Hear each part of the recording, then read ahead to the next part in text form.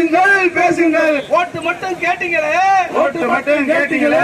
எங்கள் சொந்த விடுதலையை, எங்கள் சொந்த விடுதலையை நீங்க பேச மாட்டீங்களா? நீங்க பேச மாட்டீங்களா? நீங்க பேச மாட்டீங்களா? நீங்க பேச மாட்டீங்களா?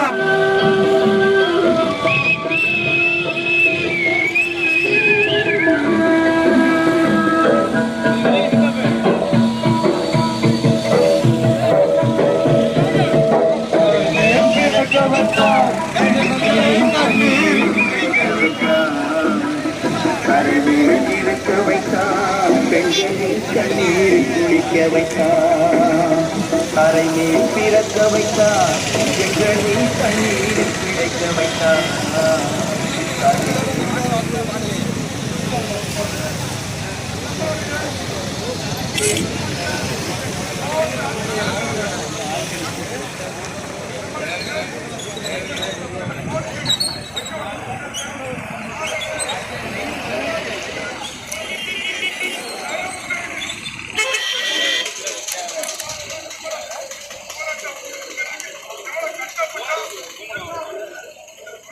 அந்த மீனவர்கள் மீனவர்களுக்கு 19 மீனவர்களுக்கு 8,000 கொண்டும் அந்த மீனவர்கள் இந்த தண்டனை 6 மாதத்துக்குரிய 1 வருடத்துக்குரிய நீக்கப்படாது என்று வாக்குறுதி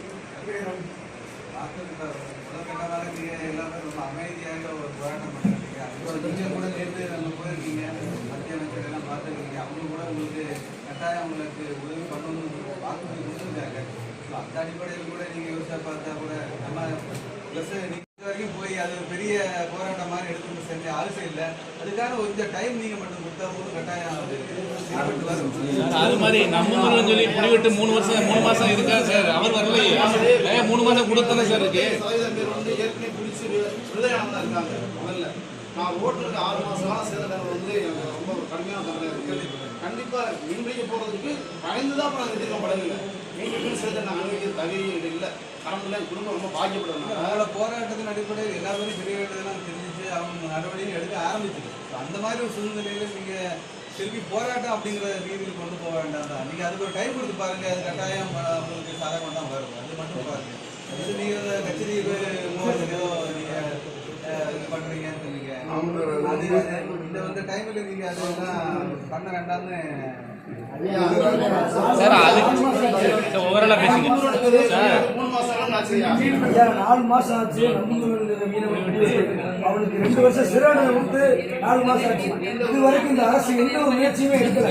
இப்ப இந்த மீனவ மக்கள் அவ்வளவு பேர் இந்த அளவுக்கு கொந்தளிச்சு இறங்கியிருக்காங்கன்னா வேற ஒரு காரணம் கிடையாது. இந்த மீனவர்களை பிடிச்சி இப்படியே 2 வருஷம் 1 வருஷம் போட்டு நம்ம வாழ்வாதாரத்தை டோட்டலா பாதிப்படைய வச்சுருவாங்க தான் இவ்வளவு மக்கள் இந்த மாதிரி கூடி வந்திருக்காங்க. இந்த மீனவ மக்கள் வந்து குடிவெட்டு 2 வருஷம் சிறை கொடுத்தா அந்த குடும்பம் வந்து தற்கொலை தருவாங்க நிற்கியா. அந்த குடும்பம் குழந்தையோட தற்கொலை நிற்கி அந்த பிள்ளைகளை படிப்பு ஸ்கூலுக்கு அனுப்ப முடியல. நீங்க 3-4 மாசமா இந்த முயற்சி எடுக்காம இன்னைக்கு நாங்க ஒரு சுமூகமா ஒரு ஊர்வலம் மாதிரி வரும்போது நீங்க வந்துக்கிட்டு இதை பண்ணாதீங்க, நான் உங்களை பார்க்க வந்துட்டேன், எனக்கு நீங்க ஆதரவு கொடுங்க, உங்களுடைய மீனவர்களை காப்பாற்றுறதுக்கு மத்திய மாநில அரசுகள் எல்லா வேலையும் பார்த்துருக்கான்னு சொல்லி எப்படியா நாங்க நம்புறது சொல்லுங்க. அந்த 4 மாசமா நாங்க இதை படாத படையா.